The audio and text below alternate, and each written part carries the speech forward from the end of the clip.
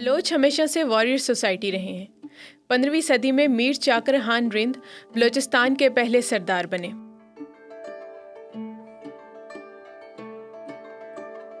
1893 میں برطانوی حکومت نے افغانستان کے امیر عبد الرحمن خان کے ساتھ ڈورڈ لائن کا معاہدہ کیا، جس نے بلوچستان اور افغانستان کو الگ کر دیا۔ آخرکار 27 مارچ 1948 کو خان آف کلات نے پاکستان کے ساتھ الحاق کا اعلان کر دیا۔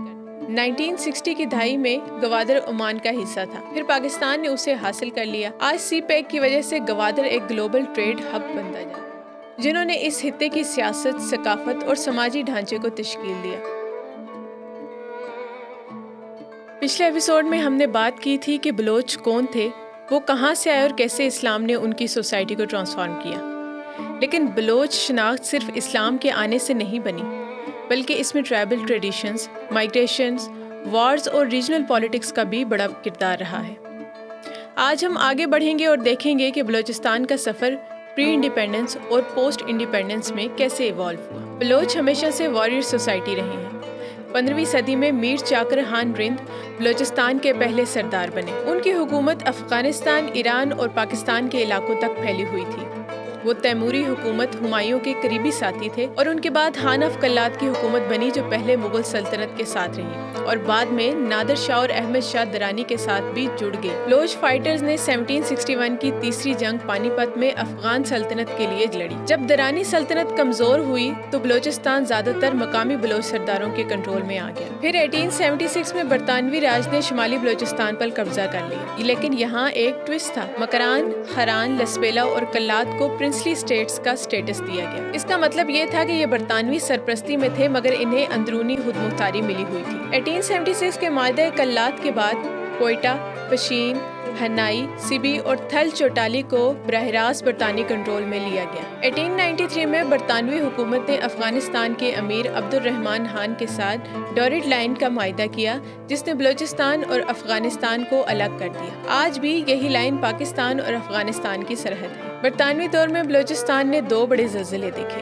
ایک 1935 میں کوئٹہ میں اور دوسرا 1945 میں مکران میں۔ ان زلزلوں نے ہزاروں جانیں لی اور شہر تباہ ہو گئے۔ ادھر انڈین انڈیپینڈنس موومنٹ بھی عروج پر تھی۔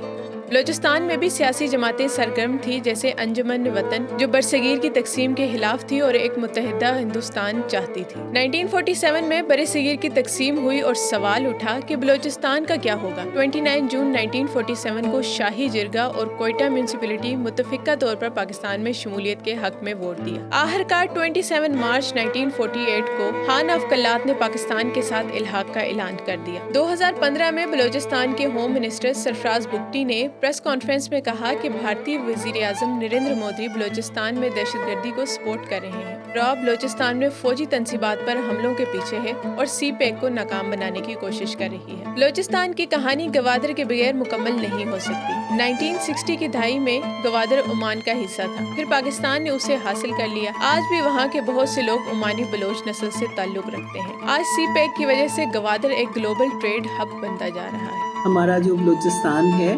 پاکستان کے ساتھ شامل ہوا اور پاکستان کے حق میں ان کے جرگے میں ووٹ دیا، تو اس وقت اس کو فل پروونس کا درجہ نہیں دیا تھا انگریز نے، کیونکہ انگریز مسلمانوں کو اور بلوچستان کے لوگوں کو خاص طور پہ دبا کے رکھنا چاہتے تھے، اور اس کی وجہ بلوچستان کی اسٹریٹجک امپورٹنس تھی کہ یہ that was the gateway to Indian Ocean, اور اس لحاظ سے یہ بلوچستان کو اپنے کنٹرول میں رکھنا چاہتے تھے ایون آفٹر پارٹیشن بھی۔